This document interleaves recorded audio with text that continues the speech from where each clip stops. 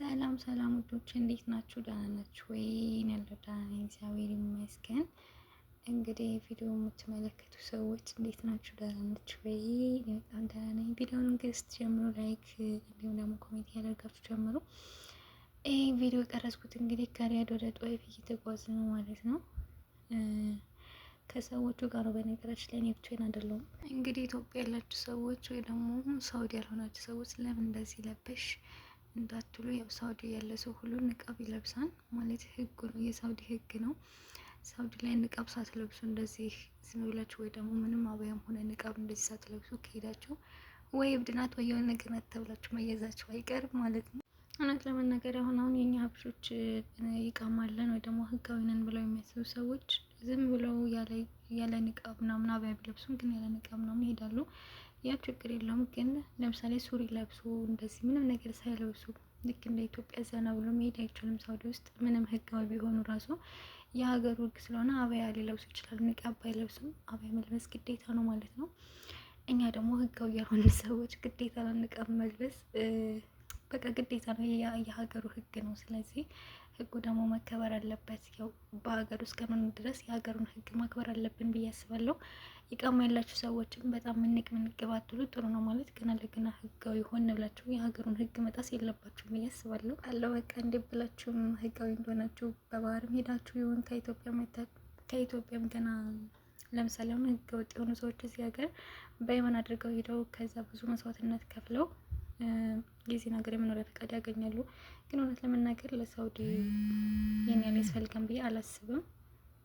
ይህን ሁሉ መስዋዕት በየመን አድርገን እንግዲህ ከሳውዲ ስንት ሀገር አቋርጠን ሄደን ነው እንግዲህ በየመን ተደርጎ ሲክር ብዙ መስዋዕትነት ሞትም አለ፣ ብዙ ነገር አለ። እንግዲህ ሳውዲ ላይ ህጋዊ ለመሆን ነው ይሄ ሁሉ መስዋዕትነት የሚከፈለው። ህጋዊ ሆኖ መኖር በጣም ነው ደስ የሚለው። ሳውዲ ላይ ቢሆን የትኛውን ቦታ ህጋዊ ሆናችሁ ዘና ብላችሁ መኖር ጥሩ ነው። ግን ሳውዲ እንደሌላው ሀገር አይደለችም። ለምሳሌ እንደ ዱባይ መቃ ማለት ህጋዊ ስለሆናችሁ ብቻ እንደፈለጋችሁ ልክ እንደ ኢትዮጵያ ዘና ብላችሁ እንደዚህ አበያ ሳትለብሱ የፈለጋችሁትን ነገር ለብሳችሁ ምናምን መውጣት የሚቻል አይመስለኝም ማለት ነው። ምክንያቱም በቃ ሳውዲ ላይ እንደዚህ ነው። አሁን ሱሪ ለብሳ የሆነ ሴትዮ ብትሄድ መንገድ ላይ እንደ እብድ ነው የምታየው ብዬ ነው የማስበው። እና እንደዛ አይቻልም። ወይ አበያ መልበስ አለባቸው ወይ ደግሞ በቃ ንቃብም አበያም ንቃብ ባይለብሱ ግን አበያና ተለይ ሻርፕ ነገር መልበስ ግዴታ ነው ማለት ነው ህጋዊ ቢሆኑም። እኛ ህገ ወጦች ግን ስለምንፈራ እንኳን አበያ ሳንለብስ ቀርቶ ለመሄድ እንደዚህ ተሸፋፍረን ነው እንሄዳለን ማለት ያክል ነው። እና የሳውዲ ህግ እንደዛ ነው። ግን እንደ ሀሳብ እዚህ ሀገር እንደኛ ህገ ወጥ ናችሁ እየኖራችሁ ያላችሁ ሰዎች ለምን በየመን አድርጋችሁ ብዙ መስዋዕትነት ከፍላችሁ ትሞቱ ወይም ደግሞ ትዳሩ በቃ በዛ መንገድ ሲሄድ ሰው ወይ ይሞታል ወይ ያልፍለታል ወይ ያልፍበታል፣ ከሁለት አንዱ ነው። ያ ከሚሆን ለምን ኢትዮጵያ ሄዳችሁ ሌላ ሀገር በህጋዊ መንገድ አትሄዱ? ለምሳሌ እንደ ዱባይ ሌላ ሀገሮችን በህጋዊ መንገድ መሄድ ይቻላል፣ ይህን ሁሉ መስዋዕትነት ከሚከፈል ማለት ነው። እና ደግሞ ሳውዲ ላይ ለምንድን ነው እዚሁ ሀገር ሆነን ኢቃማ መውጣት የማንችለው? ማለት ህገወጥ ሰው እዚሁ ሀገር ወደ ኢትዮጵያ ሳይገባ በየመን አድርጎ ምናምን ሳይሄድ እዚህ ሀገር የከፈለውን ገንዘብ ከፍሎ ለምንድን ነው ኢቃማ መውጣት የማይችለው? ይሄ የኔ ጥያቄ ማለት ነው። ለምንድን ነው ሁሉ መስዋዕት የሚያስከፍለው የሚል ጥያቄ ማለት ነው። ለምንድን ነው የሳውዲ ህግ እንደዚህ የከረረው? እና በዚህ አጋጣሚ የምታውቁ ሰዎች ብትነግሩ ለምንድን ነው የማይቻለው? ማለት ሰው ገንዘቡን ከፍሎ በገንዘቡ ማለት ነው የትም ሄዶ የምንም ባህርም አቋርጦ ሳይሄድ ለምንድን ነው እዚችው ሀገር ሆኖ የከፈለው መስዋዕትነት ገንዘብ ከፍሎ ኢቃማ ማውጣት ቢችል ከኢትዮጵያ ማስታወቂያ ምናምን ብቻ የሚደረገው ነገር ከኢትዮጵያ በሰዎች አስመጥቶ እዚህ ሀገር ኢቃማ ወይ ደግሞ ህጋዊ የመኖሪያ ፈቃድ ማግኘት የማይችሉ ለምንድን ነው? ከዚህ በፊት ታውቃላችሁ እህታችን ሀና ኢቃማ ለማውጣት ሄዳ ነው እንደዛ ያን ሁሉ ነገር ስንት ህዝብ በዛች ልጅ ያላለቀሰ ያላዘነ ሰው የለም መቼስ ህጋዊ ለመሆን ብላ እዚህ ሀገር የመኖሪያ ፈቃድ ለማግኘት ብላ ነው እንደዛ የሆነችው። ማለት በቃ እንደዛ ባክ ነው የቀረችው። ትሞትም ትኖርም ሳይታወቅ እንደዛ ጠፍታ የቀረችው። የኢትዮጵያ ህዝብ በሙሉ በዛ ምክንያት ሲጨነቅ ነበር። አንድ ሰሞን እንግዲህ ታስታውሱ እንደሆነ ያው ሆይ ብለው ለትንሽ ጊዜ ለቲክቶክ እና ለዩቱብ ድምቀት አደረጓት። ከዛ ተረሳች እንጂ ትሞትም ትኖርም እግዚአብሔር ነው የሚያውቀው። እንደዛ ሆኖ ቀረ። ያ ሁሉ ከሚሆን ለምንድን ነው እዚህ ሀገር ተሆኖ የተከፈለው ብር ተከፍሎ ህጋዊ መሆን የማይቻለው ነው?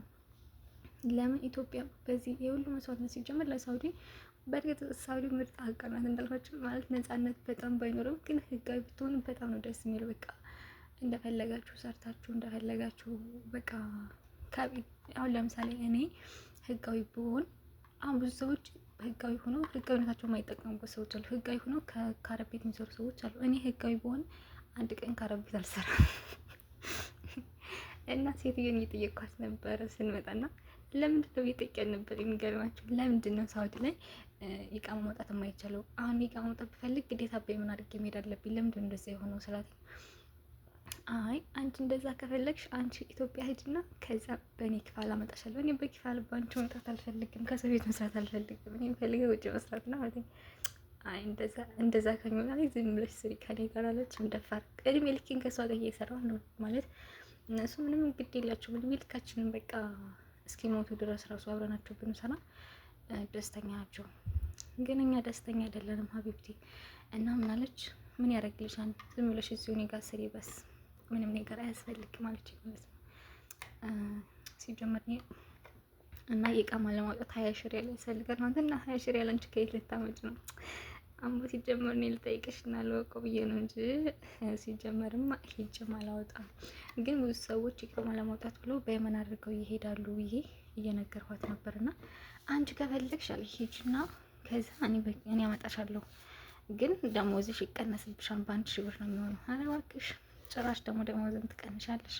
ሲጀመር እኔ ህጋዊ ልሆን ያልኩት ከሰው ቤት ለመስራት ሳይሆን ማለት በቃ ህጋዊ ከሆነ ሰው ሲጀመር ከሰው ቤት መስራት የለበትም ማለት በቃ ውጭ የራሱ የሆነ ስራ ወይ ደግሞ ሌላ ስራ ተቀጥሮ መስራት ይችላል። በቃ አረቦች ጋር ይሁን ምንም ይሁን አበሻም ጋር ይሁን ተቀጥሮ ቢሰራ ይችላል። ግን ባለ ኢቃማ ሆኖ ከመዳም ቤት መስራት ለእኔ አይታየኝም። እውነት ለመናገር እኔ አንድ ቀንም አልሰራም። ብዙ ሰዎች ስላሉ ነው በነገራችን ላይ ህጋዊ ሆኖ ከአረብ ቤት የሚሰሩ የሆነ ነገር ተምራችሁ ኢትዮጵያም ቢሆን ሄዳችሁ ተምራችሁ መጥታችሁ ለምንድን ነው የራሳችሁን ስራ የማትሰሩት? ህጋዊ የሆናችሁ ሰዎች ለምን አትጠቀሙበትም? እንትናችሁ እድላችሁ ማለት ነው። እኛ ያላገኘነውን እድል እናንተ አግኝታችሁ ሳለ ለምን ደግሞ አትጠቀሙበት ነው የኔ ጥያቄ ማለት ነው። አንዳንድ ጊዜ እንግዲህ ሰዎች ያለን ነገር አይታየንም ማለት ያለን ነገር አንጠቀምበትም። ለምሳሌ አንዱ ጋር ቢሆን ወይኔ ይሄን ነገር ባገኘሁት የሚለው ሰው እዛኛው ሰው ያለው ሰው ግን ያለው ነገር አይታየውም። በቃ ዝም ብሎ ህጋዊ ሆኖ ከሰው ቤት ይሰራሉ። እውነት ለመናገር እኔ ህጋዊ ቢሆን አልሰራም እንዳልኳችሁ ነው። ግን እዚህ ሀገር እኔ ማለት መቼም ህጋዊ ልሆን አልችልም። ምክንያቱም እንዳልኳችሁ ነው። ምናልባት እዚህ ሀገር ተሆኖ ህጋዊ የሚሆኑበት መንገድ ካለ ጥሩ፣ ግን በየመን ተደርጎ ተሄዶ ምናምን እንግዲህ ከጧይፍ እስክንመለስ ድረስ የላይቭ ፕሮግራም የለም። ጣፋሽ ሙዬ ምንድን ነው እያላችሁ ከላይቭ ቪዲዮ የሚጽፉ የምጠይቁኝ አመሰግናለሁ። በዚህ አጋጣሚ እንግዲህ በላይቭ የምንገናኘው ከጧይፍ ስንመለስ ነው። ቪዲዮ እንደምን ብዬ ለመስራት እሞክራለሁ። ወዶች እስከዛው ድረስ ጨርሰን ብቱልኝ።